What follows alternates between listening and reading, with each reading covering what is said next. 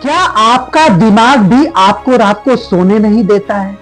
मन में तरह तरह के विचार आते और जाते रहते हैं।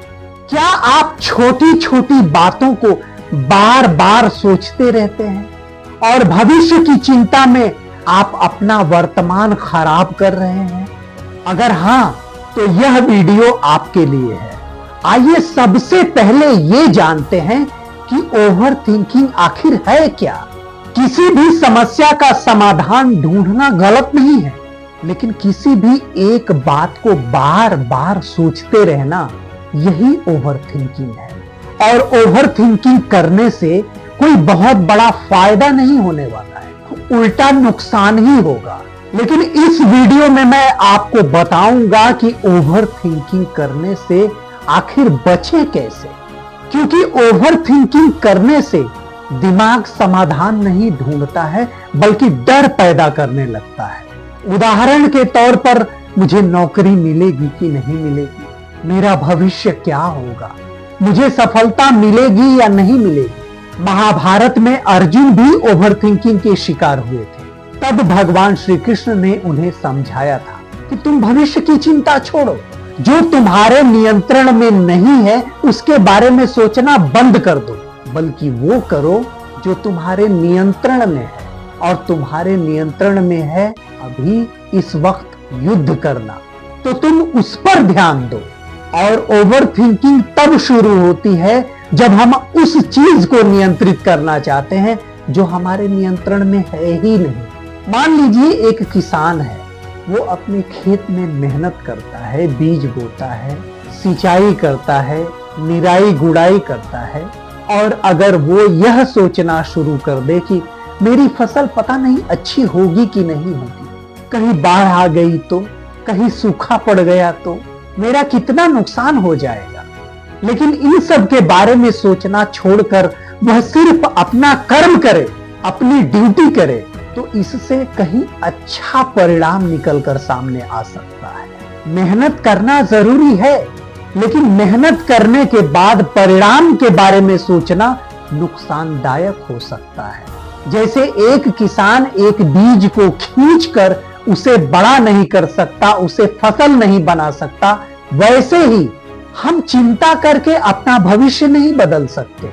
ओवर थिंकिंग हमें क्या क्या नुकसान पहुंचा सकती है, आइए अब इसके बारे में बात करते हैं। सबसे पहले, ओवर थिंकिंग हमारे आत्मविश्वास को कमजोर बना देती है। हमें खुद पर विश्वास ही नहीं रहता कि हम कहां सही हैं और कहां गलत हैं।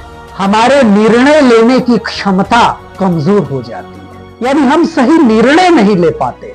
तनाव बढ़ाती है, हर समय मन चिंता में डूबा रहता है, वर्तमान की खुशी छीन लेती है। वर्तमान की खुशी हमें तब मिलेगी जब हम वर्तमान में जीना शुरू कर दें। अगर हर समय भविष्य की चिंता करते रहेंगे तो फिर तो खुशी कभी मिल ही नहीं सकती। छोटे छोटे काम भी बड़े लगने लगते हैं।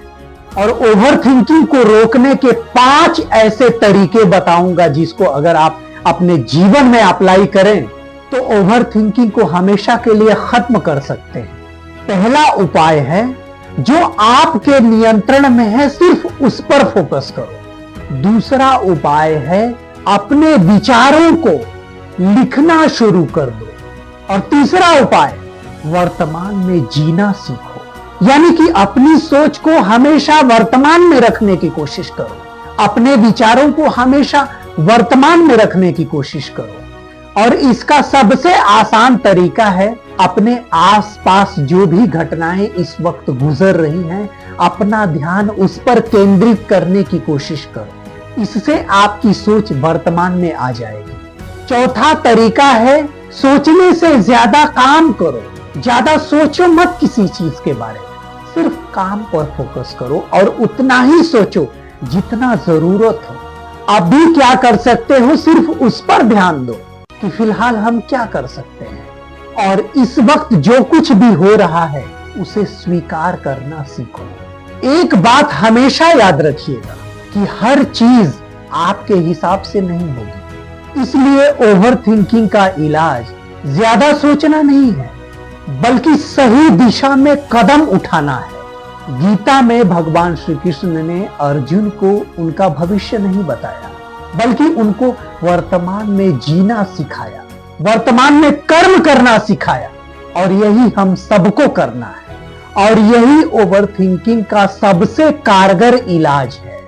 अगर आप किसी भी बात को बार बार सोचकर परेशान हो रहे हैं तो एक बात याद रखिएगा, ओवर थिंकिंग आपका भविष्य नहीं बदल सकती, लेकिन आपका वर्तमान जरूर खराब कर सकती है। इसीलिए जब मन भविष्य में भटकने लगे तो एक बात हमेशा याद रखिए कि मेरा काम सिर्फ कर्म करना है, बाकी फल देना भगवान के हाथ में है। इसी के साथ इस एपिसोड को यहीं पर समाप्त करने की आज्ञा दीजिए। अगर यह वीडियो आपको पसंद आई हो और इससे आपका थोड़ा भी फायदा हुआ हो तो वीडियो को एक लाइक जरूर करें, और हाँ, चैनल को सब्सक्राइब करना ना भूलें, क्योंकि श्रीमद् भगवत गीता से संबंधित रहस्य आप तक नियमित रूप से पहुंचता रहेगा। जय श्री कृष्णा।